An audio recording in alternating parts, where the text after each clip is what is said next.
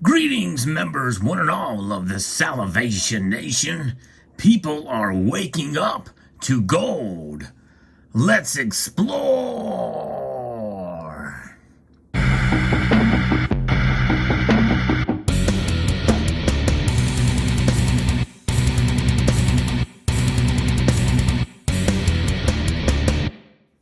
Gold. It's been a mystery for most investors out there, but more and more people are waking up to its true value as of late. And we're going to talk about that in this video. I post videos on a daily basis. That means one or more videos a day, and you may not be notified or know that that happens. So if you're interested in the content on this channel, I encourage you to bookmark the channel page and come back and check every day. There will be a video there. There's rare exceptions where that's not the case. There's a lot to talk about in the world of precious metals, and I like to keep you informed and entertained as possible. And in this case, it is quite intriguing and exciting in some ways, but also frustrating in other ways. We'll talk about all of that in this video as we discuss gold, the metal that has really done a good job at preserving wealth over the course of time. Even after it's pulled back from its recent 2 times that it's broken the all-time price records in nominal dollars. But let's see, we're going to be referencing an article here from Kitco that talks about this wake-up call to gold. As we look at some reports from the United States Mint, they've sold 147,000 ounces of gold in 1 month. And that is a sign of growing anxiety among investors. Now, as you know, if you're familiar with this channel, I don't like to refer to gold as an investment, although I do believe it provides a vehicle for investing in your financial future because it will protect your wealth, but it doesn't pay dividends. It doesn't do anything.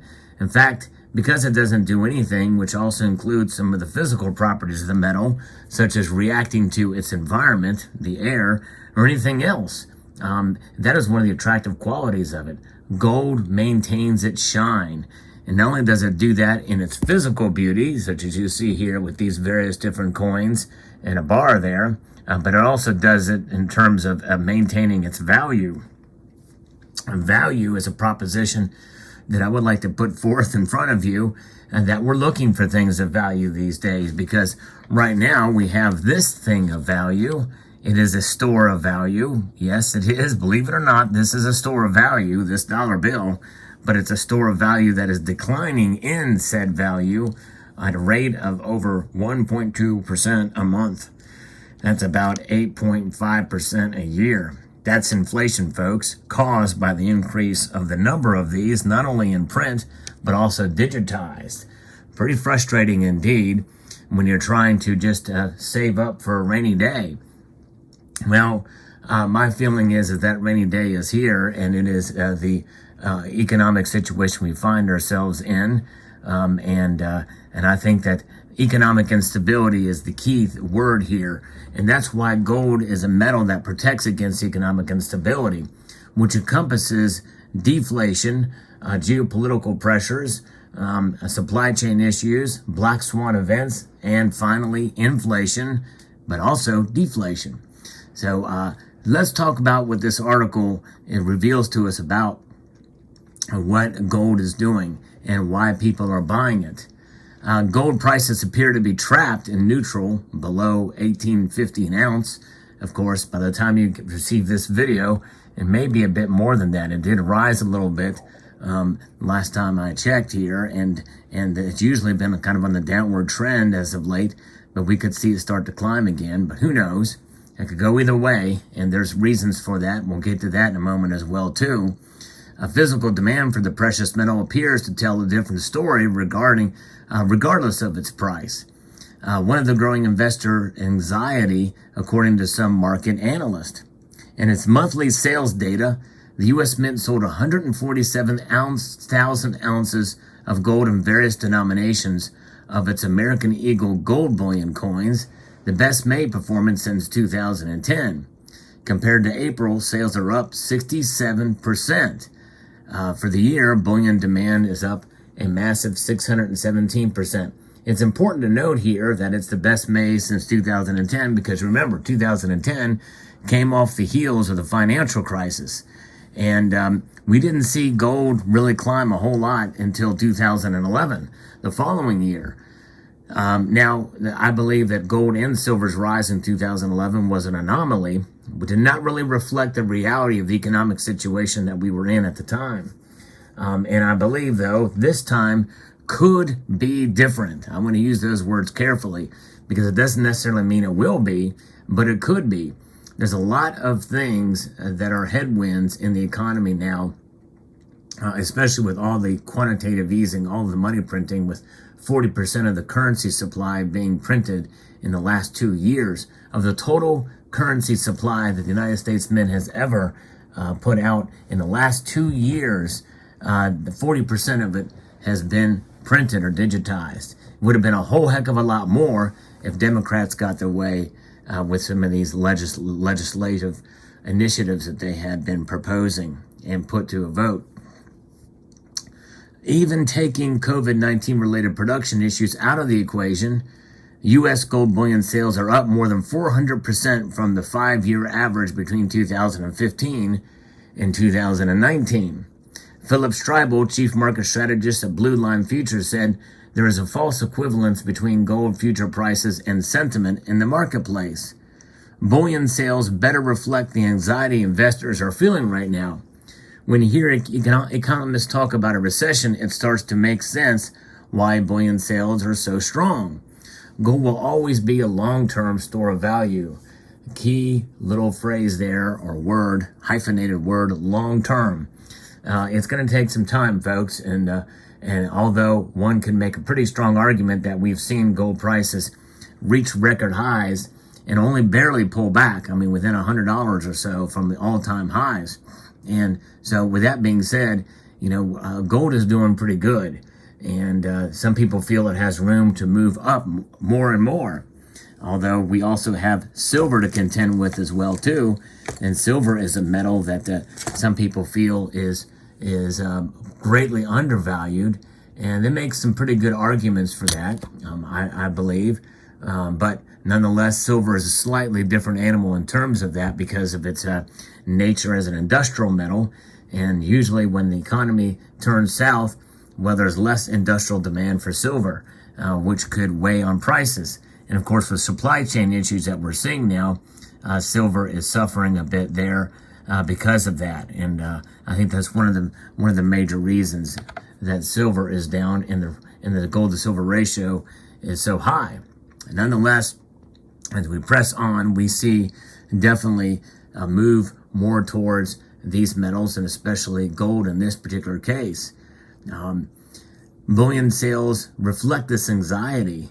Daniel Pavoloni, senior commodities broker at RJO Futures, also said bullion sales better capture the current sentiment in the marketplace.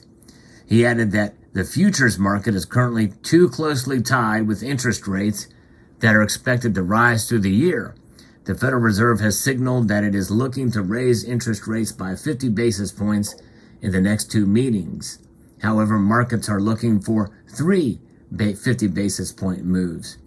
Although markets expect the U.S. Central Bank to aggressively tighten monetary policy, Pavilonis said that he doesn't think interest rates can go too much higher because of government's massive twin deficits.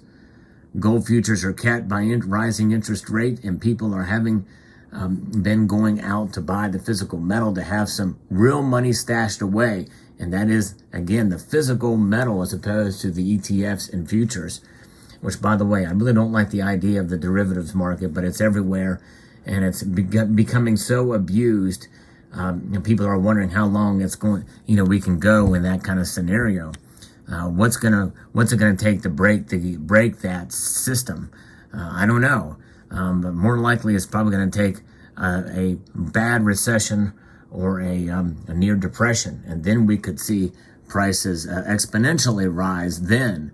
But it would probably take then and only then for that to occur, and it may happen late. Pavilonis added that he is ultimately bullish on gold as there is solid demand for the precious metal, He said that he sees gold as undervalued given where inflation is and how persistent it will be through 2022. If there's one thing Janet Yellen got right, and that is in recent weeks, before she admitted to miscalculating inflation, in effects that she'd said it was going to be with us for at least the next 10, 11 months. As of right now, she said that was a couple months ago, so it was a year. While gold saw solid demand in May, investors' interest in silver sales is relatively lukewarm. The U.S. Mint sold 850,000 ounces of silver last month, unchanged from April. The only silver they are selling, by the way, is the Eagles, and it's lukewarm because the premiums are so freaking high. I mean, insane premiums on silver Eagles, and I'm not buying them, and I don't recommend that to anybody to buy silver Eagles for stacking because of the insane premiums right now. So investors are smart there to hold off, and so are hedgers, so are stackers to hold off from silver Eagles. The Mint has no sales data for silver in May 2021. Silver sales are down 58% compared to the 5-year average between 2015 and 2019, but people are still buying silver, just not Eagles. That is the anomaly here. Strobel noted that physical silver demand is closely tied with prices. He added that if silver prices fall below $21 an ounce, he would expect bullion demand to pick back up, but probably not for Eagles because the premiums are going to probably rise if that happens. The perfect storm is brewing in the global economy that is weighing on the silver market. The precious metal is struggling as interest rates rise. At the same time, fears of slowing global growth have weakened silver industrial interest, as I've talked about earlier. But why is the U.S. Mint sales figures the best indicator of where the physical bullion market is? Well, it's because these Eagles, and by the way, this is just a proof version right here we're looking at, but gold Eagles are the most popular gold bullion coin in the world, and obviously much more popular in the United States. In fact, your sovereign nation's bullion coin is going to be the most popular in your nation, and that's what I recommend stacking. Britannia's for the United Kingdom, a variety of the Perth Mint products for Australia, and so forth.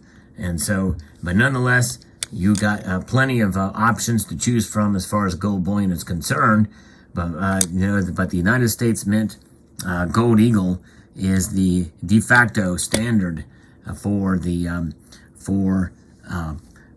stacking, and there's more of those out there. And so that's why the U.S. Mint sales is the best indicator for where market sentiment is, for physical market sentiment is. And so what does keep gold prices down right now, considering that we see inflation obviously well entrenched, and as I mentioned, it's going to go on for months and months. At the very least, it's going to go on for months and months. And but it's the dollar. As the Fed raises rates, we're going to see the dollar strength increase. In other words, the dollar index, and that's the measure of the dollar against the breadbasket of other currencies, which are not doing so hot either. And so that is why you're going to probably see gold prices down, at least in the short to medium term. And then also the bond yields. The bond yields are high. That weighs on gold as well too, and silver by extension. And so therefore, we're going to see those markets turn down. But very interesting indeed. It is a good sign. I think that really no matter what here, we're seeing more and more people wake up to gold around this country and more likely around the world too. And it's about time. And again, this is something akin to what we saw in 2010 heading up into the really crazy prices. And so if history is of any measure, and we're seeing this May performance compared to 2010, we saw what happened in 2011. If that does happen in 2023, let's say, or 24, late 2023, and they skyrocket for some of the same reasons that they did in 2011, I would encourage you to maybe sell, because it'll probably go right back down again. That was an anomaly what happened then. In other words, folks, no matter what, hold it as a wealth preservation device. Think of it as a flotation device. The gold is very dense and heavy. It doesn't float, but it can certainly keep your fiscal house in order and afloat, and your wealth afloat. So that's why I like to refer to it as a wealth preservation device. And this thing will do just that. Expect nothing more. Expect nothing more from gold or silver other than preserving your wealth. So there you have it. I hope you found this video insightful. I hope you did. I'd like to extend a multitude of gratitude to you all for taking the time to watch, and to encourage you to please rate, share, comment, and subscribe.